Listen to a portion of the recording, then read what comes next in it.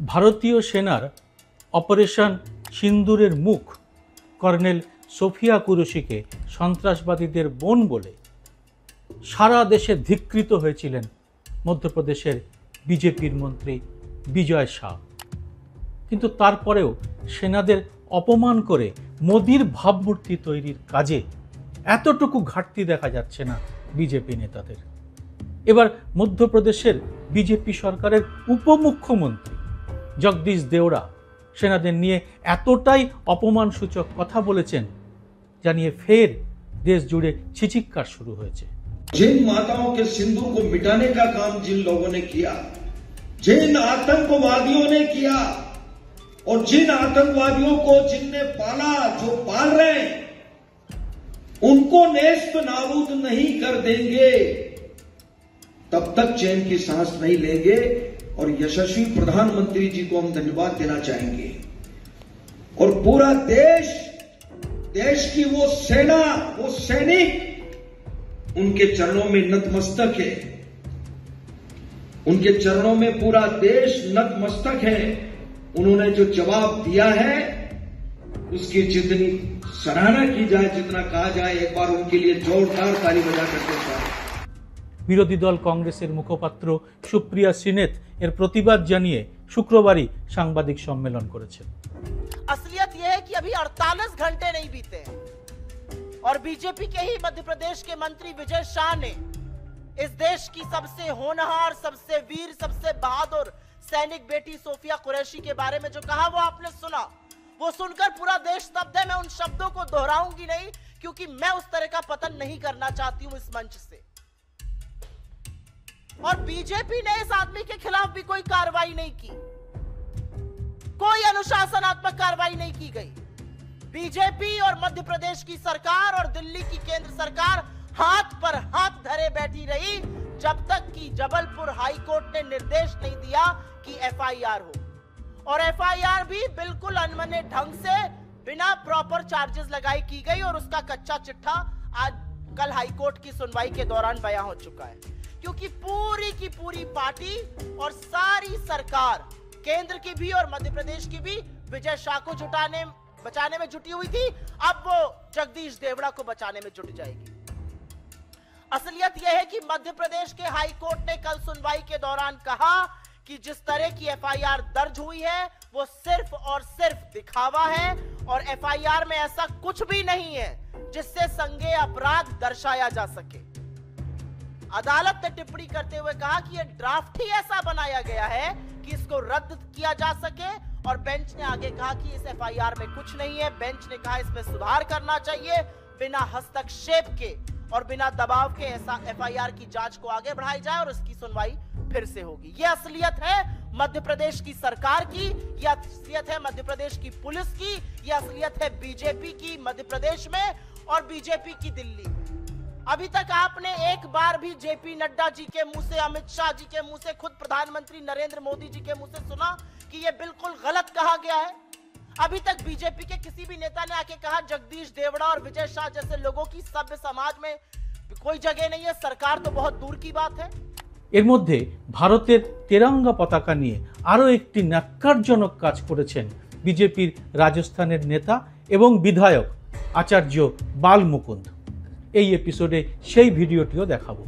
ছোট্ট এই ভিডিওটি পুরোটা দেখে ভালো লাগলে লাইক ও শেয়ার করে পৌঁছে দেবেন আরও মানুষের কাছে।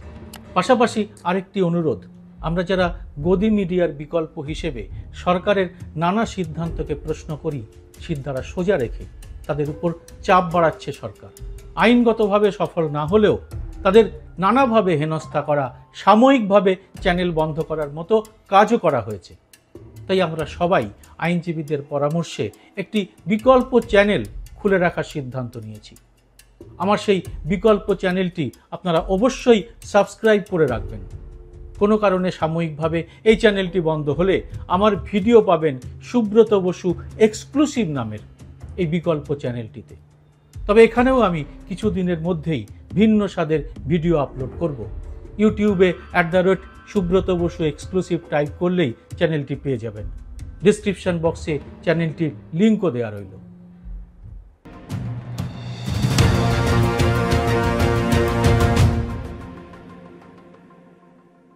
নমস্কার, সবাইকে স্বাগত। আমি সুব্রত বসু। দেশের সেনাদের নিয়ে কখনো এরকম অপমানসূচক কথা একের পর এক বলা হয়নি। দেশের সেনাদের নিয়ে কখনো এরকম অপমানসূচক কথা একের পর এক বলা যায়? আর বারবার তা বলা হচ্ছে আমাদের প্রধানমন্ত্রী নরেন্দ্র মোদীর ভাবমূর্তিকে বড় করে দেখাতে গিয়ে। ভারতীয় সেনা কেন তার সামনে নতমস্তক হতে যাবে? সংবিধানে কোথায় কথা বলা হয়েছে? বরং দেশের সব মানুষ, তা তিনি যত বড় পদেই থাকুন না কেন, তারা সবাই এক বাক্যে নতমস্তক হবেন সেনাদের আত্মবলিদানের। উন্নত হবে সেনাদের শির। ভারতের সেনা ভারতের রাষ্ট্রপতির অধীন। সেনারা তাকে স্যালুট করেন। পাল্টা অভিবাদন করতে দেখা যায় রাষ্ট্রপতিকেও। এ দৃশ্যই আমরা ছোট থেকে দেখে বড় হয়েছি। কোনোদিনও এরকম কোনো অর্বাচীন কথাবার্তা বলতে শুনিনি কোনো সাংবিধানিক পদে থাকা ব্যক্তিকে। তবে এসব বলেও কোনো শাস্তি হয় তা তো নয়, বরং হাইকোর্ট এবং সুপ্রিম কোর্টের তীব্র ভৎসনার পরেও বিজেপির পক্ষ থেকে কোনো শাস্তি দেওয়া হয়নি সোফিয়া কুরেশিকে সন্ত্রাসবাদীদের বোন বলা ওই মন্ত্রী বিজয় শাহের। বরং মধ্যপ্রদেশের জবলপুর হাইকোর্টের কড়া নির্দেশের পরে তার নামে ওই রাতেই এফআইআর দায়ের করা হয়েছে ঠিকই, কিন্তু সেখানেও ঘাপলাবাজি করা হয়েছে বলে অভিযোগ উঠেছে। মধ্যপ্রদেশ হাইকোর্ট এই এফআইআরকে ছল হিসেবে উল্লেখ করেছে, কারণ এতে অপরাধের সুনির্দিষ্ট বিবরণ উল্লেখ করা হয়নি, যা বিচার এবং সংবিধানের অপমান বলেই মনে করা হচ্ছে। আর এতেই স্পষ্ট হয়ে যাচ্ছে এ নিয়ে কোনো অনুতাপই নেই ওই মন্ত্রীর। আর বিজেপিও বিষয়টিকে খুব গুরুত্ব দিয়েই দেখছে না। আসলে এটাই হওয়ার কথা ছিল। বারবার নানা ক্ষেত্রে এটাই হয়েছে। সেনাদের যতটা প্রয়োজন ঠিক ততটাই কাজে লাগিয়েছে বিজেপি। আর দেশের সেনাদের শূন্য পদে নিয়োগ করা হচ্ছে চুক্তি ভিত্তিতে অগ্নিবীর প্রকল্পে। ভারতে এর আগে এরকম কখনো হয়েছে কি? লাখ লাখ যুবকের সেনাতে যোগ দেওয়ার স্বপ্ন এভাবে যে ভেঙে দেওয়া যায়, জীবনের ঝুঁকি নিয়ে যাদের যুদ্ধে শত্রুর মুখোমুখি দাঁড়াতে হয়, তাদের চুক্তি ভিত্তিতে নিয়োগ করা হবে, এরকম কেউ আগে ভাবতে পেরেছিলেন? না, পারেননি। আর এবার আপনাদের দেখাবো বিজেপির আরেক নেতার কাণ্ড। ওই নেতার নাম আচার্য বাল মুকুন্দ। তিনি রাজস্থানের বিধায়ক। এর আগে একবার মুসলমান দোকানদারদের মেরে ধরে তুলে দিয়ে তিনি সংবাদ শিরোনামে এসেছিলেন। আর এবার তেরঙ্গা জাতীয় পতাকা দিয়ে নাক মুছে চর্চায় চলে এলেন তিনি। দেখুন সেই ভাইরাল হওয়া ভিডিওটি। এরপরে অবশ্য তিনি এ নিয়ে ক্ষমা চেয়েছেন বলে শোনা যায়নি। বিজেপির পক্ষ থেকেও তাকে এ নিয়ে কিছু বলা হয়নি, আর হবে বলে মনেও হয় না। আপনারা এই ব্যাপারে কি মনে করছেন অবশ্যই জানাবেন কমেন্ট বক্সে। আর ভিডিওটি ভালো লাগলে এটি ছড়িয়ে দেবেন আরো মানুষের কাছে। জয় হিন্দ, সত্যমেব জয়তে।